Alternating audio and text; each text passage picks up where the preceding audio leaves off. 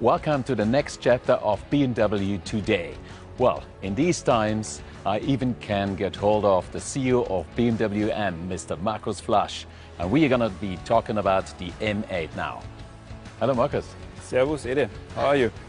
Well, I'm pretty well, I have to say so. So what is the position of the M8 Coupe as we have it here in the BMW M portfolio? The M8 Coupe is the top of the line.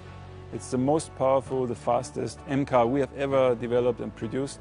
And it's a beauty, and it's just, it stands for itself. I saw you on Instagram doing this hashtag BMW Design Challenge, and you've been using the word BMW Visualizer. What is the story behind that? We offer about 250 different colors in our individual program. Frozen colors, uni colors, metallic paints, everything you can imagine. And it was always hard for the salesman to describe to a customer what his prospectus car might look like, and so we developed a visualizer. Okay, Markus, so that means hashtag BMW Design Challenge. You are emphasizing the people to go on the BMW Visualizer and spec their cars as they would like to have it. Exactly. Can you give me a crazy color name? Well, actually, my last configuration on the M8 Competition was Signalgrün Uni with a black interior and black wheels. It was stunning. Okay, but now we're running into the technical stuff. I know you are driving on racetrack, but I also have some hardcore questions of our fans. They still don't like the four-wheel drive, Markus. What is their solution? It's very easy. M always stands for performance, and rear-wheel drive with 625 horsepower is somehow reaching its limit. And so you don't get any quicker with rear-wheel drive in this car. You can switch the four-wheel drive system off for the showing off mode if you want, but that's not necessary, and it's definitely not quicker. But I can go sideways. You can go sideways always, also with the 4x4. Okay, so you can if you can. You can if you can. Well, I've seen the BMW M8 also comes with a new kind of BMW M-Drive Manager with the two orange or red buttons on the steering wheel. What is it all about? You can get the entire setup of the car to your buttons, including on this car for the very first time with brake-by-wire and the pedal feel adjustment that's available.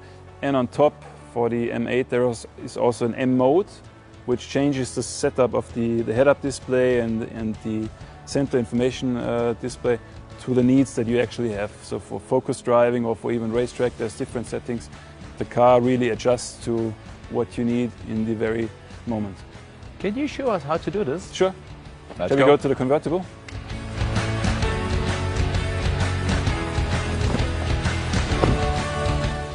So, here we are. So Markus, first of all, I can see the orange M1 and M2 buttons, but my question is now, what is your recommendation and what is your setup if you go and take this car on a racetrack? You want to see my going home mode? I'd actually put it to, I've saved it on M2. Everything on Sport Plus, chassis on Sport, four-wheel drive Sport and MDM to keep a little bit safety on.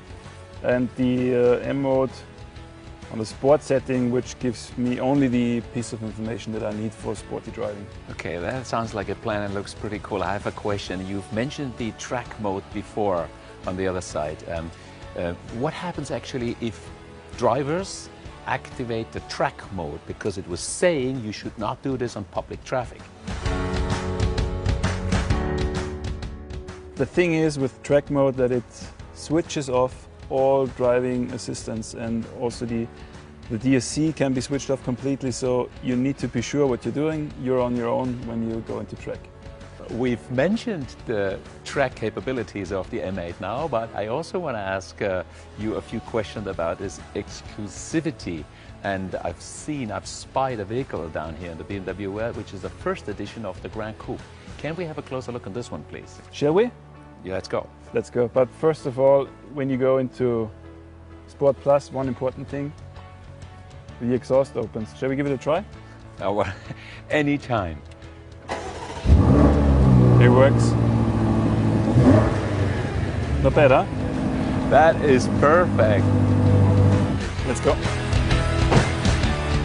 Well, Markus, we finally arrived at the M8 Grand Coupe. Does it make sense to have 2 additional doors for an M car?